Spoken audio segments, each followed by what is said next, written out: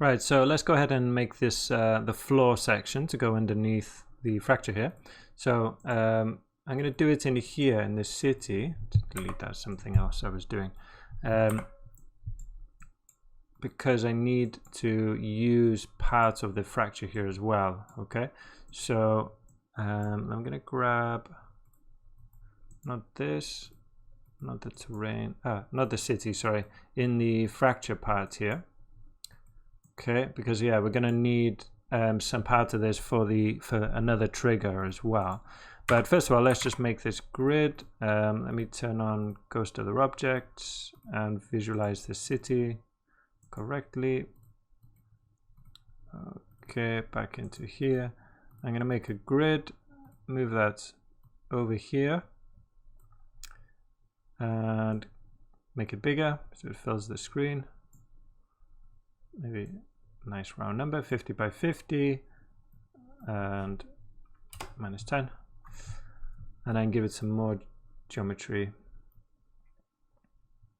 Something like that should be fine. Let me just take a look at the fracture here. Yeah, that should be fine. So what I'm going to do is just delete the points, the parts of the grid which are underneath the simulation. Let's grab the what is it?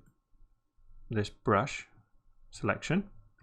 And then I can just grab all of these.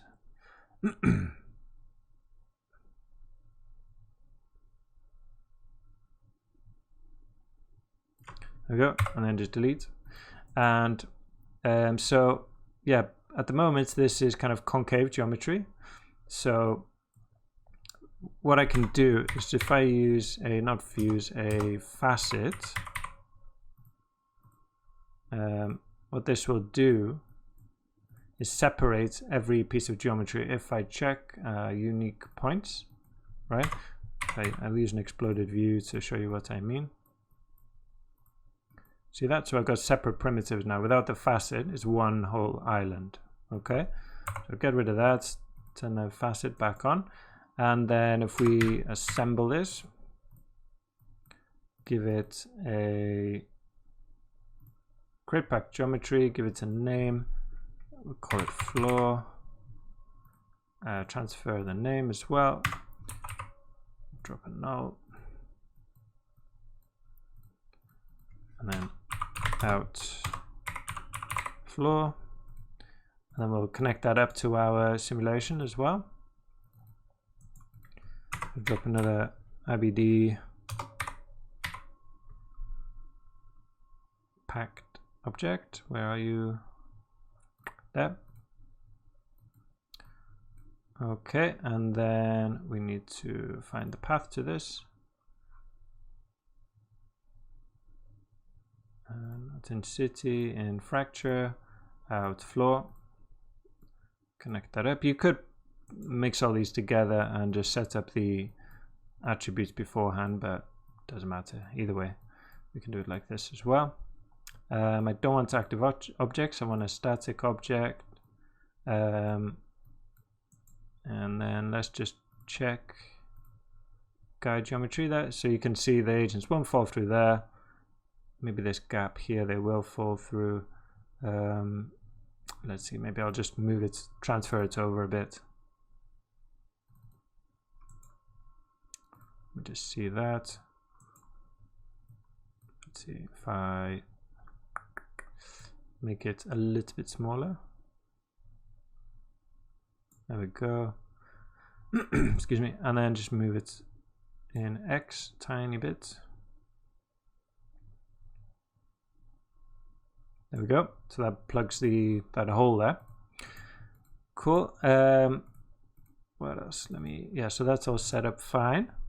Now back in the fracture, for the trigger, what we need to do, we're going to use a trigger which measures the distance of the agent from another point. And basically I'm going to use the points on the ground to trigger the agents into ragdoll. So if there's nothing underneath them, then they will become ragdolls. So I need this to be part of that, and also the surface of of the RVD simulation as well, right? So, right, what I need is another one of these transform pieces. Well, I guess we could use this as well. Let me think, but not packed. So, yeah, I'm going to grab this. No, we don't need to do another one. I can just branch off from here. But I need another transform pieces where it's not packed. Or I suppose... No, I could grab the same one. So I'm just going to cancel that. It's trying to run this again. Let's see, if I unpack this.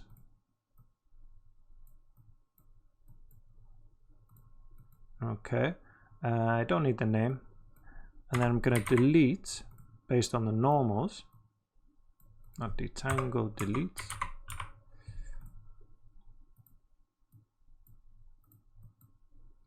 And let's see, we can delete based on the normals. So in -1, I think, we delete them and then bring down the spread angle. So you can see that what's happening if I zoom in is deleting primitives based on the normal, okay? If I push that to about 140 there, seems to be fine. Okay, because I just want the surface. I'm not interested in the in these ones, so maybe I'll have to push that down again. I'll raise it up, sorry. Basically almost 180, so if we do 79, there we go, that should give us all the primitives at the top. Great, and we're going to merge these together. Okay.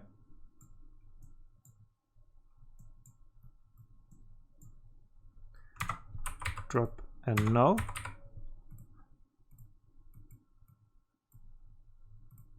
Call this out floor trigger. Floor trigger there. I probably will need more points, so let's use a divide. Drop that in and we use this brick of polygons. Turn off all of these, okay, and then just use this brick of polygons. And we're only really interested in the X and Z scale. So bring that down. Let's say try 0.1. That's probably a bit excessive. I don't know. Takes a bit of time to calculate, but we need that subdivision because we're measuring the agent's distance from one of these points. Okay, we need the same thing on the floor.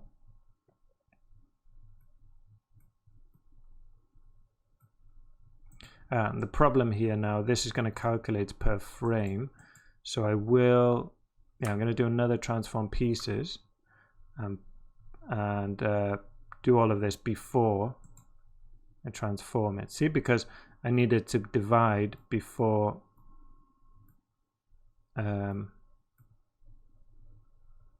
before we transform it, before we move it.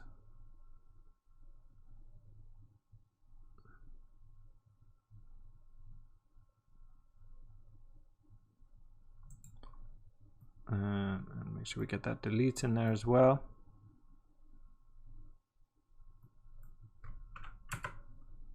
Just going to set this to manual for a minute and set it up properly.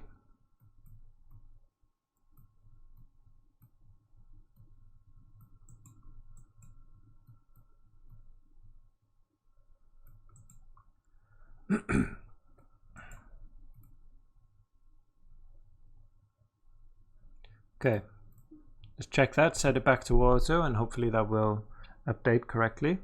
There we go. So now, yeah, we got just the surface of the points of the simulation being transformed, but we've got this extra subdivision on there, and the same on this grid as well. But that's not showing up, maybe because of this. That's why.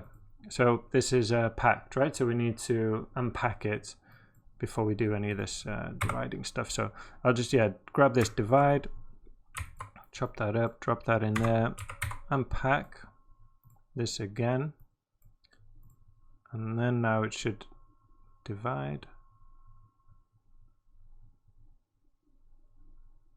Cool, so we got that extra geometry on there. So this should be ready to go now. Let me just drop normals on there. Don't really need it, but just so it looks nice.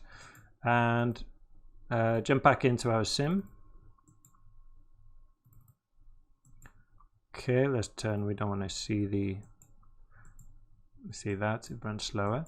So yeah, we want another trigger.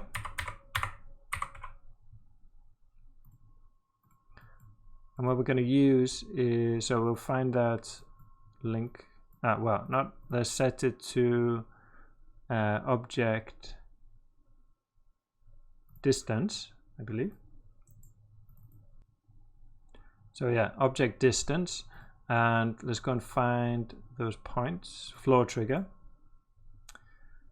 And the comparison, so if the distance from those points is more than 0.1, then it will trigger into ragdoll. So to connect these together, you'd think that you could just use a merge, but this is, in a sense, is like an if statement, right? So when we have two arguments, we need some kind of logic to connect them. So if we grab a crowd trigger logic, you can see here we've got the typical kind of if or statement components, right? So and would be, we need this and this to be true for this to happen, but we don't want that. We want either this or this, right? Either one can be true, so we need or. So if we get hit by a piece of ABD blocks, or if the floor is far away, then turn into a ragdoll. Okay, and yeah, if the distance is more than 0.1, they should become ragdolls, and you can see the guide for that there now.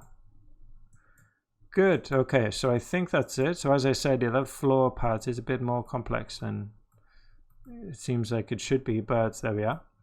So let's take a look. Maybe I'll turn off the guide. It's just a bit distracting. Go into full screen.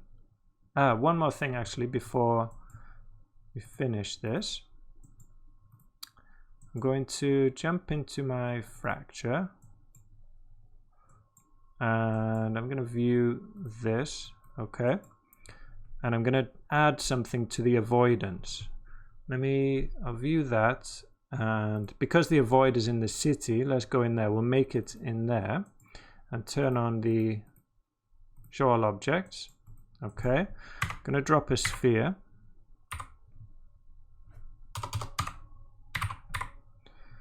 Basically what I want is the agents to run away from the fracture. Okay. So yeah, we need an object for them to run away from. So I'm going to drop a sphere which follows along in the direction of the fracture, right? So set this to polygon mesh. I'm going to drop a keyframe with both the radius and the center where it is, and then go to the end of the fracture and then stretch it along like that. Okay, give it another keyframe, and then hopefully you can see it pretty much follows the fracture as it goes along. And then I'm going to tell the agents to avoid this object. Okay, so as there's a hole, it's like they get scared of it and run away in this direction. So I'm going to drop another null for this and add this to, well, we can just merge this with the other avoid, which is here. Okay, drop a merge.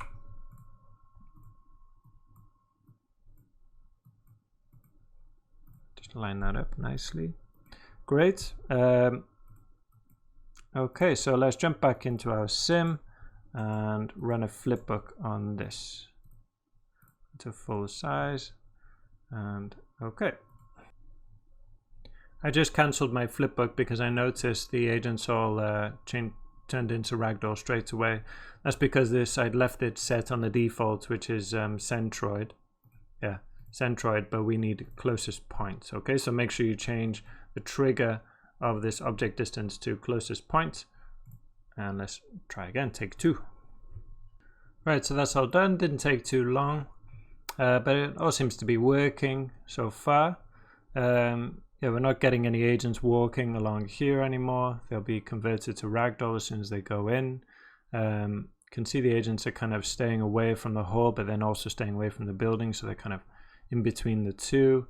Yeah, what I'll probably do is cache this out, and then I can pick and choose any agents I want to delete. You know, any changes I want to make there, like this guy, you know, going kind of flickering and going crazy. One thing you can add, is up to you, I'm not going to do it here, is so the collision of the blocks when they hit the agent, that's based on the RBD object, which is the block, right? So if I come out here, and you can see you can actually select the crowd object as a collision object for this trigger as well. So that means if they run into each other, if they collide into each other, into a ragdoll version, or if not, even if the just two of them run into each other, then they'll be triggered into ragdolls. But I find it a bit too, I don't know, if they come close to each other, then they just turn into ragdolls, and it doesn't really make sense. But it's something you can do. It's another option.